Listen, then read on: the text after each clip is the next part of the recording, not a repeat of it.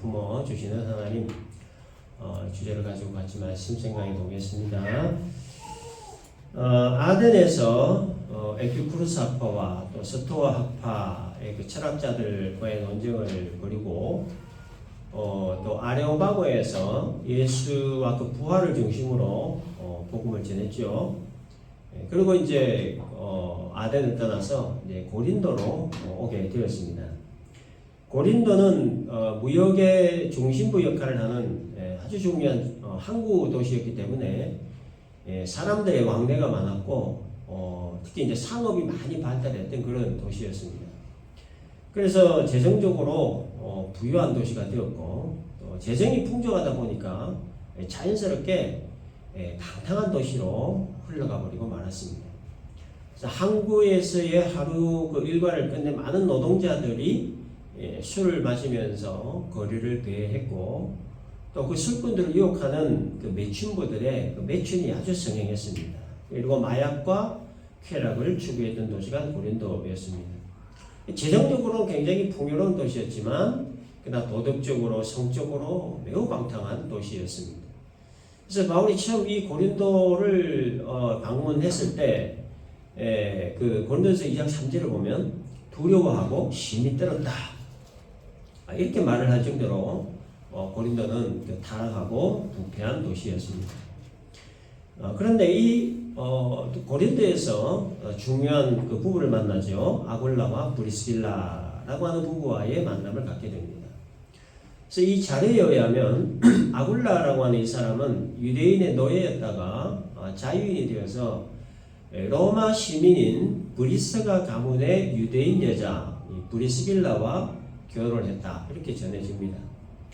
아굴라에게는 천막 제조 기술이 있었고 또 브리스길라에게는 돈과 연줄이 있었기 때문에 결혼 후에 이 천막 제조업과 가죽업에 종사했다 이렇게 전해집니다.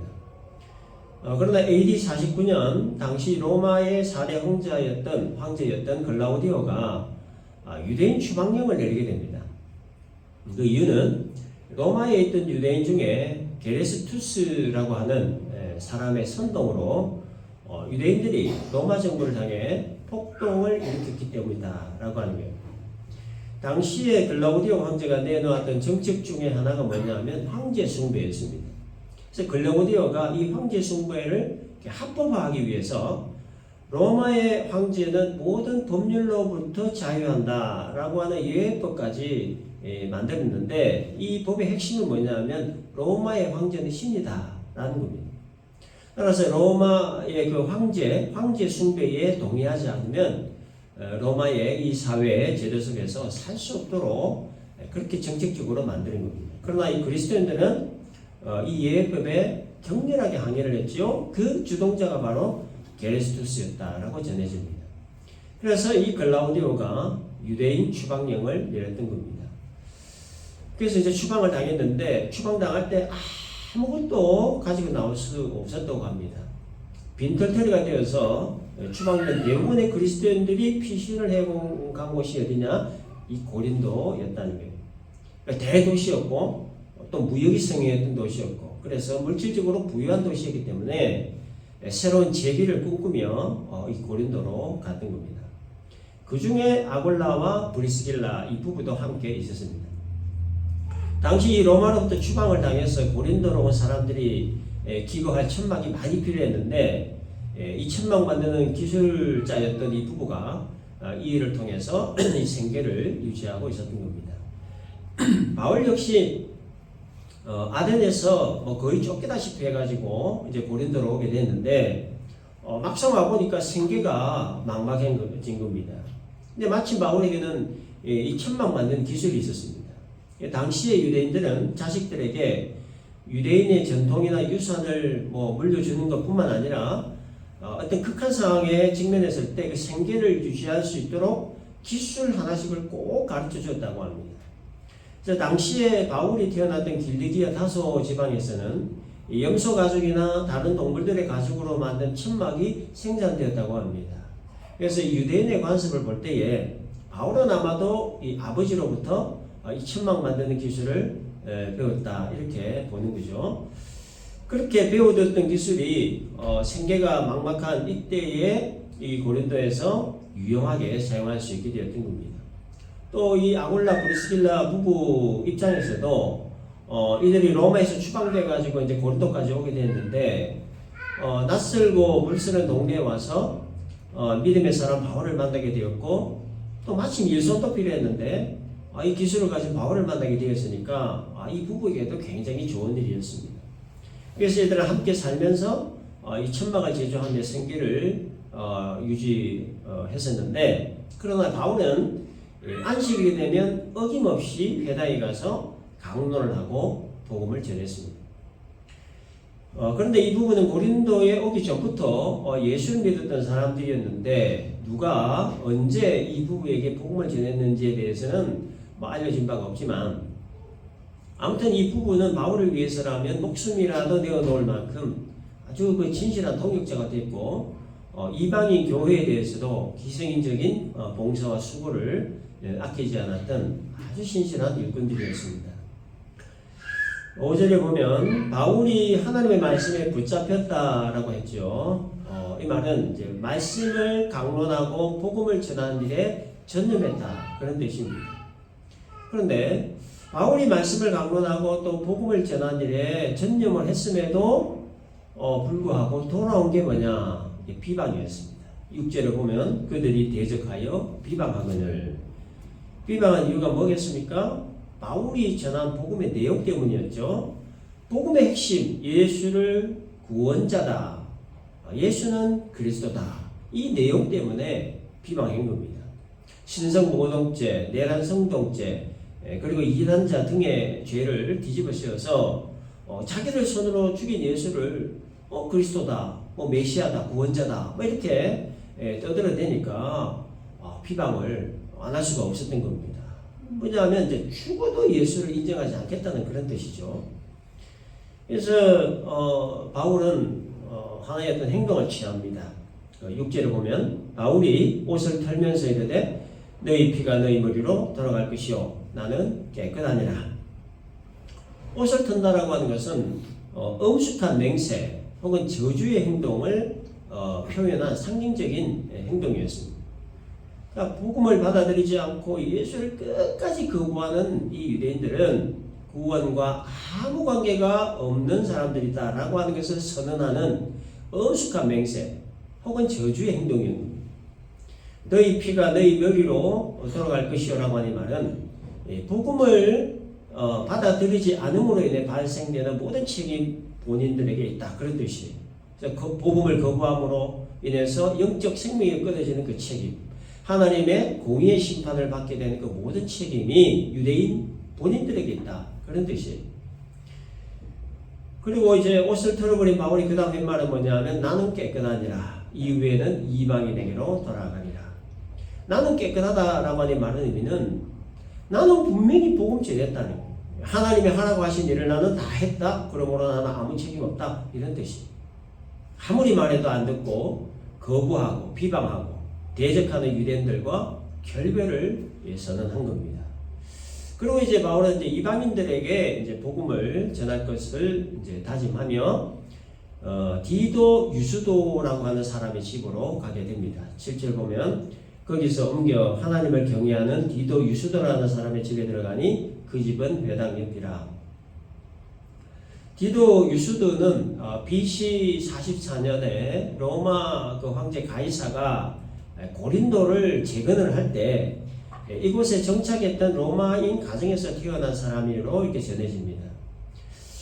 참고로 어떤 학자는 이 디도 유수도가 가이오와 동일 인물이다, 이렇게 주장을 합니다. 고린도전서 1장 14절에 보면 나는 그리스도와 가이오 외에는 너희 중 아무에게도 내가 세례를 베풀지 아니한 것을 감사하다라고 하는 바울의 편지 내용이 있습니다. 여기에 언급한 가이오가 바로 이 디도 유수도다, 이런 학자들도 있다, 이렇게 참고적으로 우리가 알면 되겠습니다. 아무튼 바울은 이 디도 유수도 집에 머물면서 고린도 복음화를 위해 이제 박차를 이제 가하는데, 그래서 이 디도 유수도 집은 고린도 복음화의 주 사령부와 같은 장소가 되었고, 그리고 고린도 교회의 최초 집회 장소가 되었습니다. 또 8절을 보면 회당장 그리스보가 온 지방과 더불어 주를 믿으며 수많은 고린도 사람도 듣고 믿어 세례를 받았다라고 기록합니다. 회당장은 율법에 정통한 자로서 아주 저명 인사에 속합니다. 그래서 바울이 복음을 전하기 위해 가는 곳마다 방해를 하고 고통을 안겨다 준 자들이 바로 이 유대인들이었죠. 그래서 이 유대인들 때문에 정말 고생이 이만저만이 아니었고, 그래서 여기 오기 전 유대인과 결별 선언까지 했는데, 그런데 여기 와서 복음을 전하니까 일반 유대인도 아니고 이 회당장이 복음을 듣고 받아들일 뿐만 아니라 자기 집안 사람들까지 다 믿게 하고 다 세례까지 받게 했다는 거예요. 참 놀라운 일이 아닐 수 없죠. 하나님의 그 일은 인간의 그 생각과 상상을 아주 초월합니다. 분명히 이거는 바울에게 아마 큰 위로가 되는 일이었을 겁니다. 그런데 회당장 그리스보와 많은 사람들이 세례까지 받은 이 놀라운 일이 벌어진 바로 그날 밤에 주님께서 바울에게 나타나셔서 두려워하지 말라라는 말씀을 하십니다. 9절에 밤에 주께서 환상 가운데 바울에게 말씀하시되 두려워하지 말며 침묵하지 말고 말하라. 주께서 바울에게 나타나셔서 두려워하지 말라라고 말씀을 하신 이유가 뭐겠습니까? 뭔지 모르지만 바울이 지금 두려움에 빠져 있기 때문에 하셨던 말씀이에요. 아무 이유 없이 주님이 바울에게 나타나셔가지고 꿈에 나타나셔가지고 두려워하지 말라 이런 말씀을 하시려는 마음이죠. 그러면 바울에게 어떤 문제가 있었기에 주님이 두려워하지 말라, 침묵하지 말고 말하라 이런 말씀을 하셨던 것일까? 이것은 회당장 가요가 아니고 회당장 그리스보와 그 회심과 깊은 관련이 있습니다. 그리스보는 일반 유대인이 아니고 회당의 장이죠. 그 회당장이 복음을 듣고 예수 믿어 세례를 받았다는 것은요, 이 유대 사회에 큰 충격적인 일입니다. 따라서 유대인들은 그리스보에 대한 그 큰 배신감, 그리고 이 그리스보를 회심케 한 바울에 대한 적개심, 그리고 복수심 충분히 가질 수 있는 그런 상황입니다.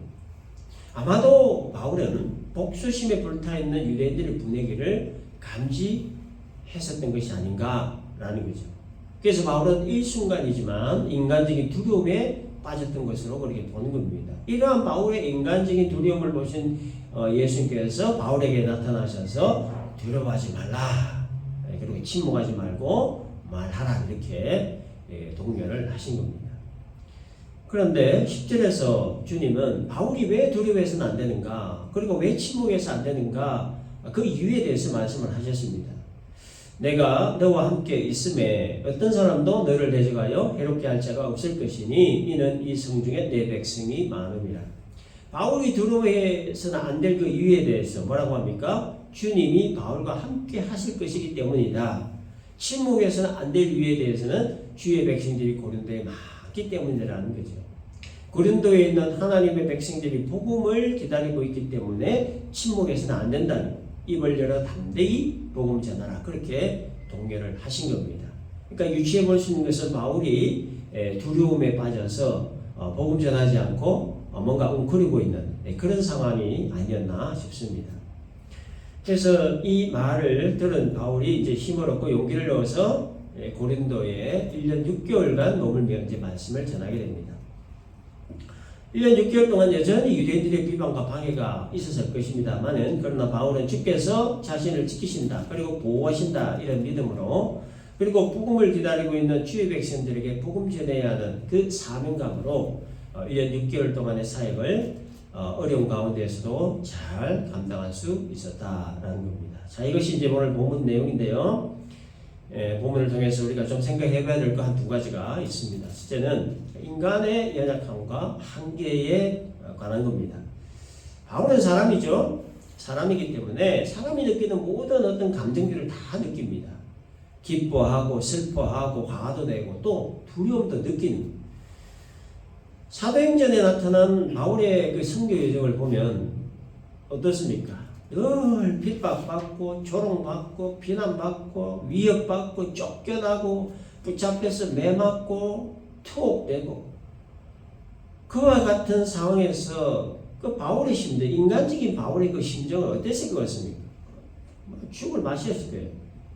아무런 방해 없이 일사천리로 복음이 뭐 잘잘 전해진다라고 하면 뭐 얼마나 좋겠습니까만은, 근데 가는 곳마다 복음 전하는 곳마다 비방하고 괴롭히고 이렇게 못 살게 되니까 정말 얼마나 힘들었을까요? 정말 죽을 맛이었을 거예요. 근데 성경은 바울이 이런 일을 당하면서 느꼈던 당시의 바울의 그 개인적인 감정에 대해서 기록하지 않았습니다. 성경 기록자들이 그런 부분까지 세밀하게 기록하지 않았습니다. 왜냐하면 성경 기자들이 성경을 기록할 때에 구원사적으로 중요한 사건만을 핵심적으로 기록을 했기 때문이에요. 그래서 가급적이면 개인의 감정이나 느낌 이런 것들은 뭐 기록을 하지 않았는데, 그러나 우리는 이 글의 흐름을 통해서 당시에 개인의 느낌이나 감정을 충분히 파악할 수 있다는 거죠. 해당된 그리스도가 회심한 일로 인해 바울이 느꼈던 두려움이나 염려 이런 감정들을 환상 중에 나타나신 예수님의 말씀을 통해서 우리가 어느 정도 감지할 수 있다는 거예요. 자, 그런데 문제는 이 두려움이라고 하는 것이 사람을 무기력하게 만든다는 거예요. 바울이 유대인으로부터 핍박받고 뭐 괴롭힘 당한 일이 한두 번이 아니잖아요. 뭐 이게 머지 오늘 일도 아닌데 어찌된 일인지 이번 같은 경우는 큰 두려움에 빠지게 된 것 같습니다. 회당장이 예수 믿고 회심했다라고 하면 그거는 정말 엄청난 그 역사가 일어난 건데, 근데 정작 바울은 두려움에 빠져서 웅크리고 있었다니. 인간적인 측면에서만 보자면 얼마든지 우리가 이해가 되고 공감이 되는 부분입니다. 또 바울의 그 심신이 얼마나 많이 지치있을까 하는 거죠. 유대인들의 방해와 비방이 뭐 하루 이틀도 아니고 뭐 한두 번도 아니고 가는 곳마다 이렇게 못 살게 굴고 하니까 육신적으로 또 마음적으로 얼마나 피곤하고 지쳤을까. 인간적인 측면을 우리가 볼 수 있는 겁니다. 특별히 고린도는 다른 어느 지역보다도 더 악하고 정말 부패하고 배역한, 그래서 정말 절망적인 도시였습니다. 그래서 고린도라고 하는 도시에 대한 고린도서 2장 3절의 그 기록을 보면 앞서도 잠깐 언급했지만 내가 너희 가운데 거할 때 약하고 두려워하고 힘이 떨었다 이렇게 기록했습니다. 두려워하고 힘이 떨 정도로 죄악이 관영하고 타락한 도시, 정말 하루도 더 머물고 싶지 않을 만큼 절망을 느낀 도시가 바로 이 고린도였습니다. 어쩌면 우상으로 번복이가 된 이 아덴보다도 더 절망을 느꼈을 도시였을 수도 있겠습니다.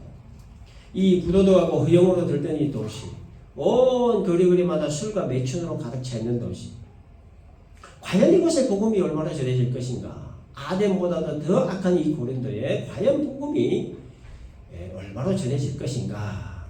라고 하는 겁니다.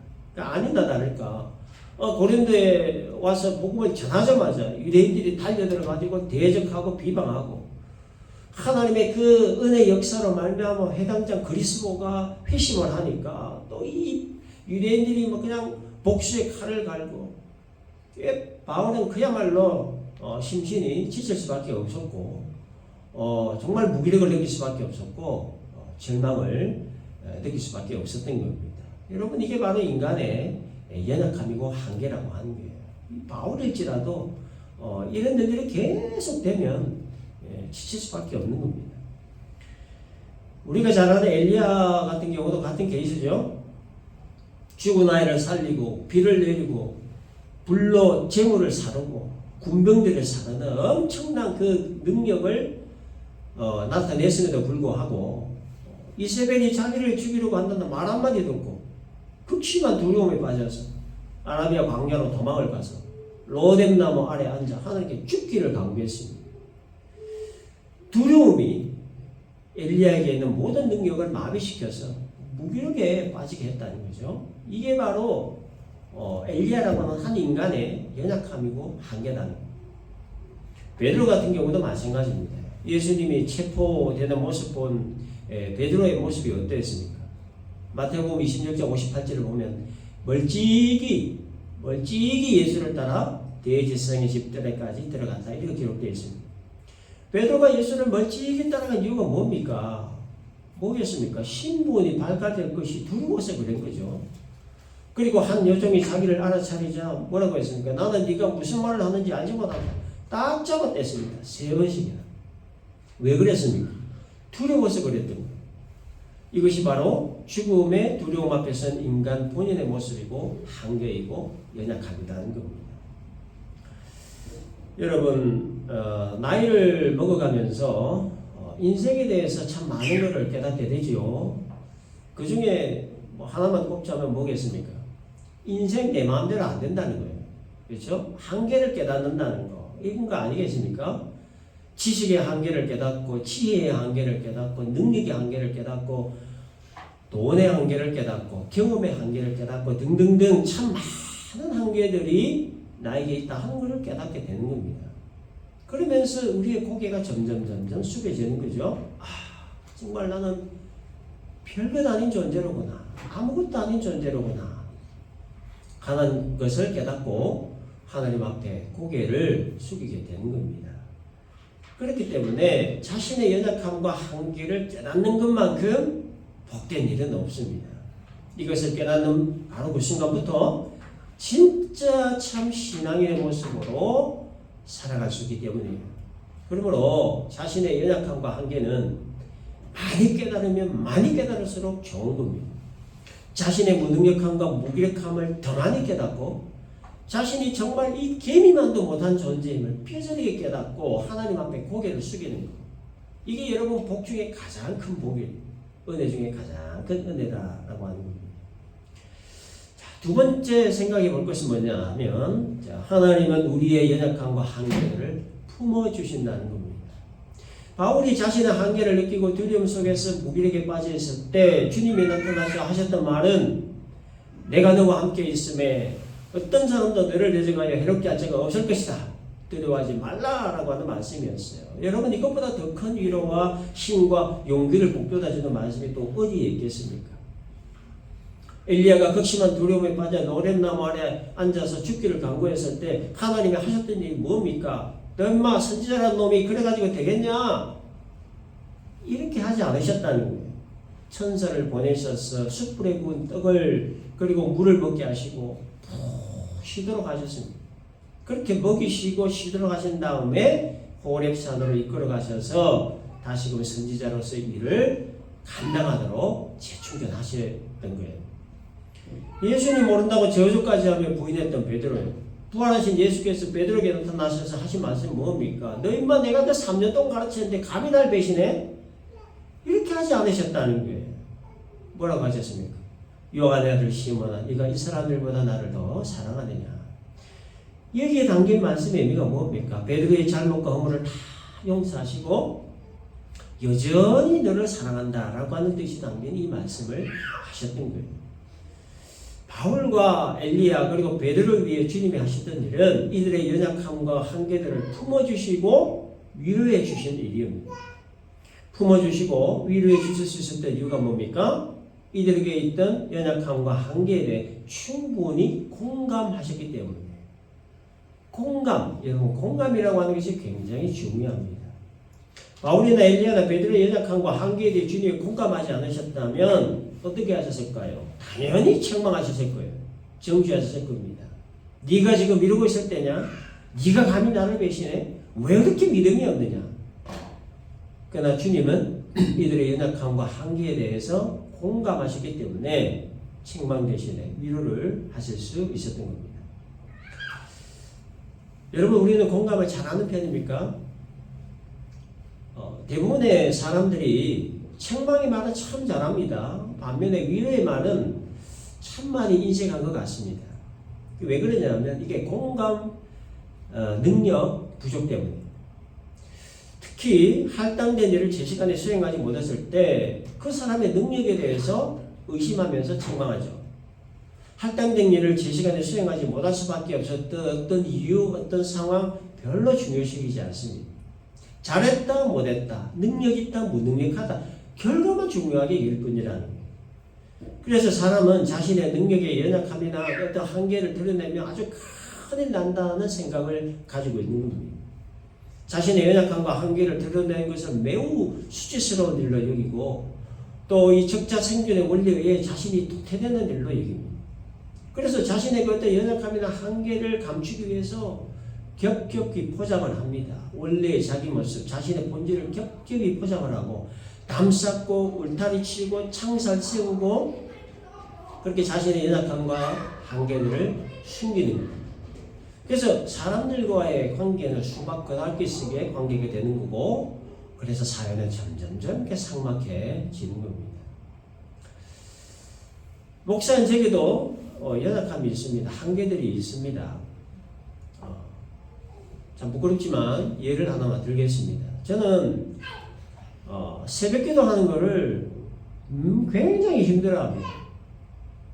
새벽기도를 하고 나면은 하루 종일 머리가 아프고 온몸에 힘이 하나도 없고 정신이 몽롱해가지고 뭐 사람 만나는 것도 힘들고 뭐 하려고 하니까 집중이 안 돼요. 10년 전에 호바티에 그 천국 받고 가서 얼마나 더 열심히 저게 했겠습니까? 뭐 없는 예배 만들고 뭐 성령 모임 만들고 구역 모임 만들고 막 새벽기도 만들고 막 혼자 그냥 열정 가지고 그래가지고 새벽기도를 만들어서 열심히 했는데 몸이 안 좋아가지고 2년 만에 그만뒀습니다. 아니 무슨 목사가 새벽기도 힘들다고 하냐? 저는 힘들더라고. 몸이 아프더라고 몸이. 그래서 어느 목사님이 세상에서 제일 무서운 눈이 1년 365일 새벽기도 한 번도 안 빠지는 권사님의 눈이다. 뭐 이런 얘기를 한 목사님이 계시는데 저 역시도 그런 권사님 눈이 참 무섭더라고요. 그런 권사님 눈에 비친 저의 모습이 어떨까 생각을 하면 정말 너무 큰 죄인인 것 같더라고요. 뭐 물론 그래도 뭐 해야 될 상황이면 해야 되지만 아무튼 이건 여러분 뭐 제 연약함 중에 하나입니다.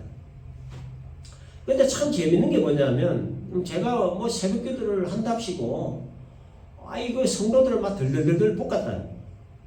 마치 새벽기도 안 하면 믿음 없는 사람인 것처럼 아주 뭐 세상적인 사람인 것처럼 그런 눈빛과 그런 말투로 교회 소식 전할 때마다 새벽기도 하자고 막 들들들 볶았던 거예요. 새벽기도 하는 사람은 믿음 좋고 의로운 사람, 새벽기도 안 하는 사람은 믿음 없고 세상적인 사람, 이런 말도 안 되고 근거 없는 눈빛과 말투로 성도들을 정죄하면서 몰고 갔던 거예요. 근데 제가 몸이 아프고 너무 힘이 들어서 새벽기도를 못하게 되면서부터 하나님이 제게 주신 큰 깨달음이 뭐냐면 사람을 쉽게 보고 쉽게 판단해서는 안 된다라는 것이었습니다. 그러니까 누구에게나 말 못할 사정이 있고 누구에게나 연약함이 있고 누구에게나 한계가 있다는 거예요. 그래서 내 기준의 잣대로 다른 사람을 맞춰서는 안 된다는 걸 제가 얼마나 크게 깨달았는지 모릅니다. 내가 새벽기도를 잘한다고 새벽기도 안 하는 사람 정죄해서는 안 된다는 거죠. 누구에게나 사정이 있고 말 못할 연약함이 있다는 거예요. 근데 이러한 깨달음과 함께 하나님께서 제게 주신 또 위로가 하나 있더라고요. 뭐냐면 이런 연약함과 한계들이 제게 있음에도 불구하고 하나님은 여전히 저를 사랑하신다는 거예요. 그리고 여전히 저를 쓰시더라는 거죠.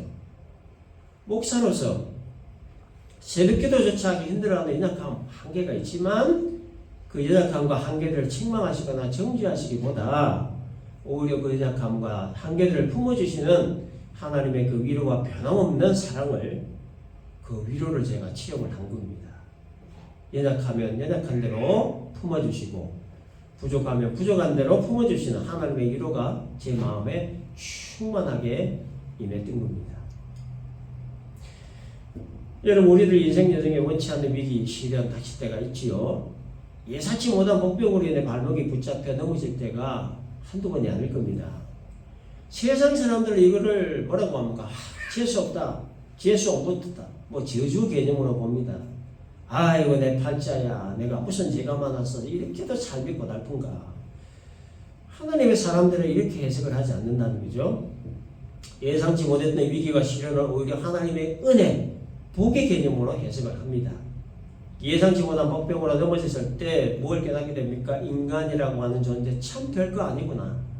한치의 앞을 알 수 없는 참 연약한 존재구나, 한계적 존재구나, 이것을 깨닫게 되기 때문이죠.